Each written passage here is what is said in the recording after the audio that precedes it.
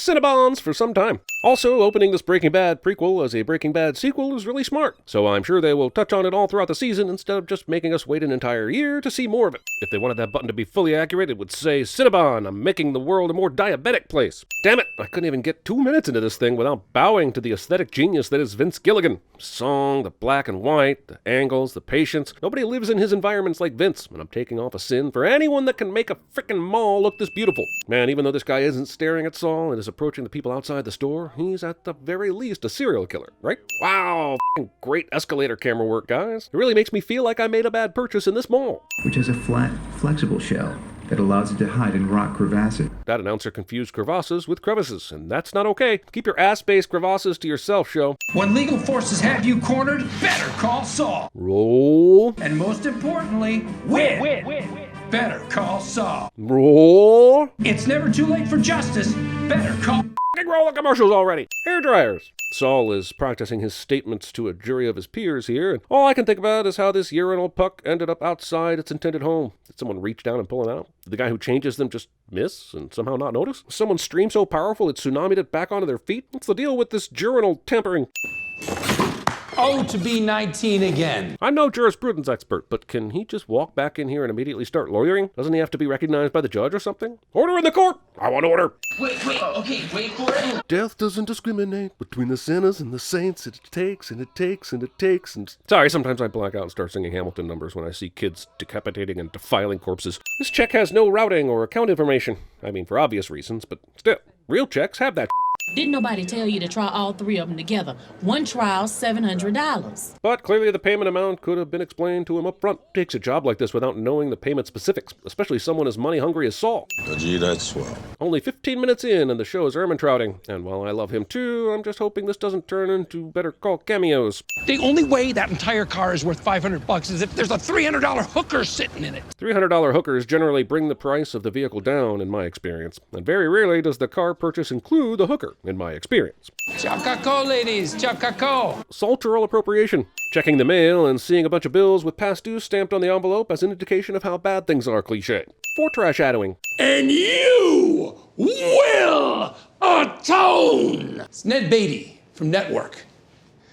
For Christ's sakes, guys. Chris at TVSins staff meetings every single time. Also explaining your references. Wow, Betsy and Craig just happened to show up at the exact moment that Jimmy was here. Anyway, I'm glad this will be the last coincidence in this show, or this episode.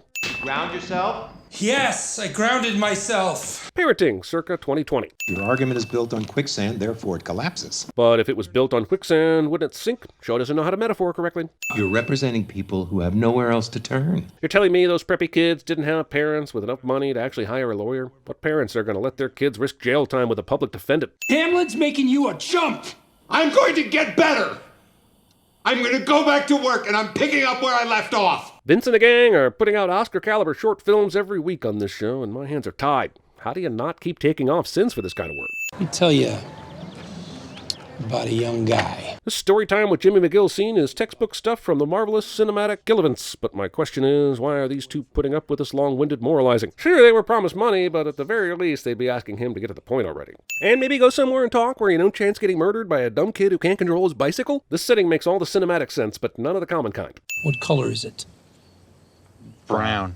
No, it's medium sandalwood. Jimmy would be excellent at Crayola sins. It's kind of busy here, don't you think? Well, witnesses are good. You mean the witnesses that can clearly see Saul talking to the two kids right before all this goes down? She hit and run. That's what I'm saying. She bailed and wailed. Bailed and wailed? Really? Aside from the fact that it should probably be reversed and said wailed and bailed, that's your best skater rhyming slang for a hit and run? Not crashed and dashed? Slammed and scrammed? Zoom and banged and then boomeranged? You're following her how? We got our ways, yo. Yeah, except your way's ridiculous. You're telling me that you snagged the back of a vehicle, headed her direction long after she sped off, that somehow conveniently caught her and continued to follow her all the way home? Look, skater dudes, even McFly had to switch vehicles occasionally. Another Breaking Bad cameo, except this one seems completely out of left field. What are the chances this asshole would be here in this house right now? Oh well, can't wait to see all the adventures Tuco gets into on this show. Looks like you picked the wrong leisure activity, buddy. Make sure you click that bell icon. Sellouts. But clicking the little bell icon is how you make sure you get notified every time we release a video. So click it. Sellouts. They're the same size and model tire. Friday I had a pretty cushy gig. Lots of friends, I was the office hottie. Now I'm a severed head in a fridge. I guess you think you're, like an authority figure? That stupid uniform, huh, buddy? King clip-on tie there, big man, huh? I'm a stickler. He is. You know, He's a stickler with the money. Yeah. You see, we're putting the cover sheets on all TPS reports now before they go out. What did you do? What'd you do?